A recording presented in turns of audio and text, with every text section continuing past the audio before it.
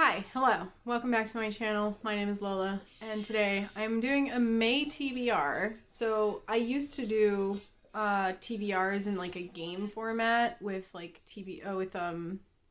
with tarot cards, but I don't really do that anymore, mostly because I don't really have time, and also because like the game in itself had like consequences or punishments if I didn't finish a TBR.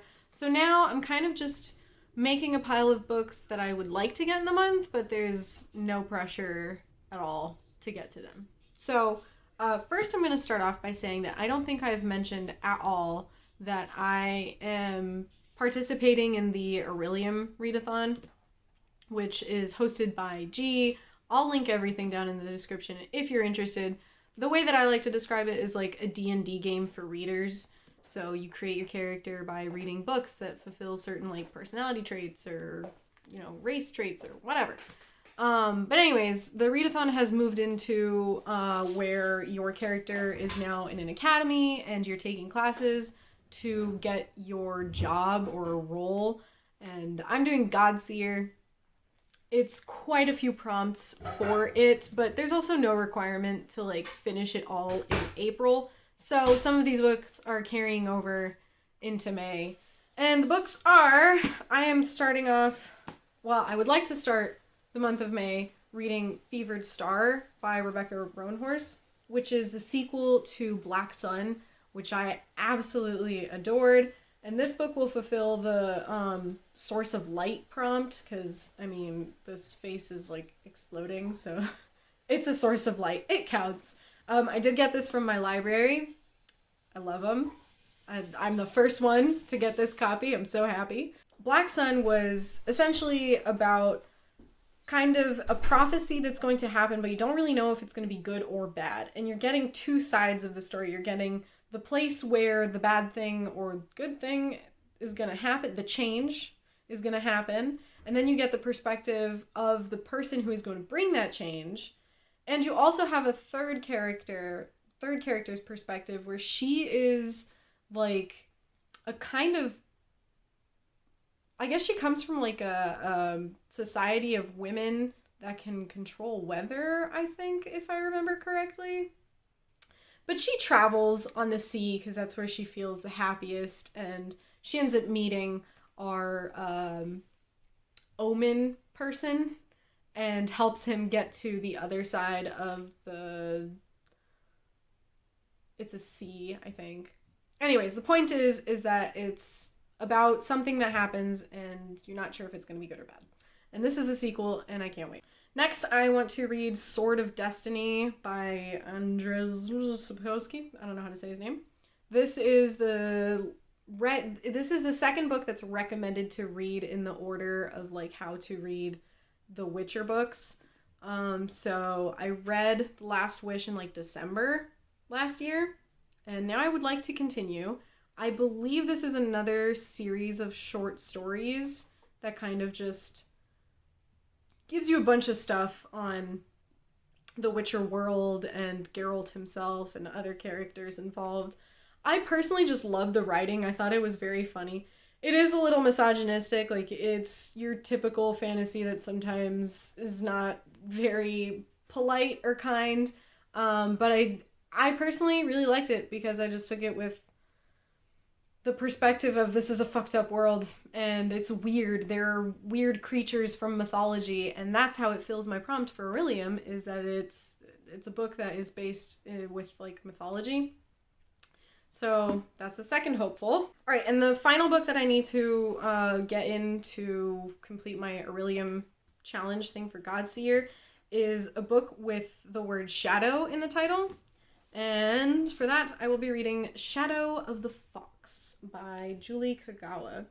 So this one I heard it from Elliot's channel, and then I read the synopsis, and then I kept hearing her talk about it, and it just sounds like it'll be a fun, kind of lighthearted, also sort of based in mythology story. What I heard Elliot say, there's kind of a Grumpy Sunshine thing going on in here, I think. And sometimes I like that. And I know this is YA, and I tend to not be very successful with YA, but I'm still trying. Then there are a few sequels that I want to get to because I pre-ordered them and I still haven't read them. The first one would be The Hunger of the Gods by John Gwynne. So I read The Shadow of the Gods, absolutely fucking loved it, and I really, really want to read the next part because the way that the first book ended was such a, oh my god, what the fuck now? But this is like a Viking-esque fantasy. I love Orca. She is such a badass lady, and she's just trying to get her son back, and I was rooting for her, and I want to read it. That's it. That's all I have to say about this. And also, look at this cover. I also love how, like, the cover is like this, and then it actually follows through. Like, you get the rest of the wolf on the back. It's stunning. And the first cover was beautiful too with the dragon. Then there's another sequel that I'm not as excited, like I am, but I'm scared. And that's House of Sky and Breath. So I really, really enjoyed House of Earth and Blood, which was the first book. And I've been seeing a lot of people read this one after they really enjoyed the first one, and then they read this one, and they're so disappointed. And I am so scared. The main reason is because I've heard that Bryce in the first book is the main character, and she is, you know, she's kind of sassy and also kind of a badass, just really powering through, and she has such a dedication for her friend. I don't know, I really enjoyed her as a character. But I've heard in this book that all of that badassery about her is gone, and I don't know if I like that. Also, this book is huge. The first book was huge too, and like it could have definitely benefited from skimming down a bit. And now I'm just worried that this book is going to do the same thing where it's kind of just going to waste my time a lot. I don't know, I'm worried. So many people have said that they haven't liked it, and I'm just like, I pre-ordered it. But I will try to get to it in the month of May. It's a chonkers though, so I'm not expecting to complete that and all these other books. And finally, the last book that I'd like to put on my TBR, which is one that I have this goal of trying to get through all of my shelf is right there. I have a bunch of like horror thriller books because I do enjoy that. I enjoyed in fantasy. So I've been trying to read more books that are like purely horror thriller, not so much fantasy. Particularly Stephen King. I want to read more Stephen King. And The Long Walk is a shorter book. I've heard that it is absolutely brutal and just awful. Very graphic, which I love. So I was like, I'm going to add it on here, and it'll maybe be a good way to like break up all these fantasy books that I keep reading. Maybe give me a nice little shorter read, I guess. But yeah, I am very excited about this. I do know that this is supposed to be like something about in the future where they make, 100 boys must keep a steady pace of 4 miles per hour without ever stopping, with the winner being awarded the prize, anything he wants for the rest of his life.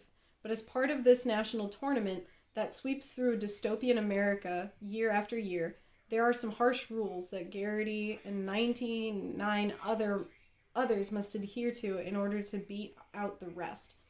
I just heard that it gets really, like, it's just awful. It's just these boys that are walking for miles, and I don't know, I guess it probably, your own feet start to hurt as you read this book. So these are all the books that I would like to read in March. These are all the books that I'd like to read in May. Obviously, I'm going to try to get to my library books first, because I do have to return those. So yeah, that's it. Let me know what you're reading in the month, and the usual, like, subscribe, comment. I will see you in the next video. Bye.